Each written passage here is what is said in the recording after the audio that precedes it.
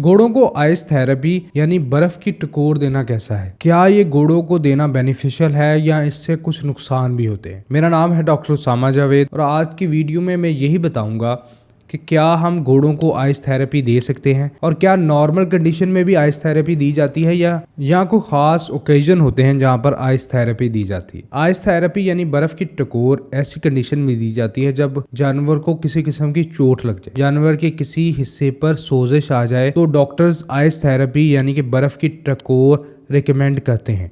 बर्फ की टकोर बहुत सारे फायदे रखती है, स्पेशली उन चोटों पर जिन्हें लगे हुए 48 घंटे से कम अरसा हुआ हो। बर्फ की टकोर करती यह है कि उस एरिया में वेजो कंस्ट्रक्शन कर देती है यानी कि नाड़ों को सुकड़ा देती है। उस वजह से ब्लड का फ्लो कम हो जाता है और ब्लड के फ्लो कम होने की वजह से इन्फ्लेमेशन यानी कि सोजिश भी कम हो जाती है। उसके साथ साथ ये सेल्स के मेटाबॉलिज्म को स्लो कर देती है और सेल का मेटाबॉलिज्म स्लो होने की वजह से सेल डेथ के चांसेस कम हो जाते हैं यानी कि नेक्रोसिस खत्म हो जाती है। उसके साथ साथ जैसे इन्फ्लेमेशन कम होती है, पेन भी कम हो जाती है और फ्लूइड अकोमुलेशन भी कम हो जाती है। बर्फ की टकोर एक बहुत बेनिफिशियल चीज है घोड़ों के लिए। घोड़ों में चूंकि इंजरीज अक्सर आती रहती हैं तो बर्फ की टकोर अक्सर की जानी चाहिए, स्पेशली घोड़ों की टांगों पर। घोड़ों के मुट्ठों में जो मसाइल आते हैं उस पर भी बर्फ की टकोर की जा सकती है। उसके लिए डिफरेंट आइस बूट्स मिलते हैं, उसमें जानवर की टांगों को कुछ टाइम के लिए डुबो देना उनके लिए बहुत ज्यादा बेनिफिशियल होता है। अब बर्फ की टकोर कितनी देर तक करनी चाहिए? तो बर्फ की टकोर आपको मिनिमम 15 मिनट और मैक्सिमम 20 मिनट करनी चाहिए, उससे ज्यादा आप बर्फ की टकोर नहीं करनी चाहिए। और अगर आप ऐसी तरीके से बर्फ की टकोर कर रहे हैं जिसमें आप टांगों को बर्फ में ढा रहे हैं तो टांगों को ढांप लेना जरूरी है, क्योंकि स्किन खराब होने का खतरा होता है। इसलिए टांगों को पट्टी से ढांप लें और बर्फ में उसको खड़ा रखें। उसके साथ साथ कुछ लोग ठंडे पानी में खड़ा करना मुनासिब समझते हैं। ठंडा पानी भी बर्फ का ही काम देता है, लेकिन बर्फ उसका थोड़ा सा एडवांस वर्जन है। उसके साथ साथ क्रायोथेरेपी भी की जाती है। क्रायोथेरेपी में नाइट्रोजन गैस इस्तेमाल की जाती है, लेकिन ये बहुत ज्यादा कंट्रोल्ड और टेक्निकल सी चीज है,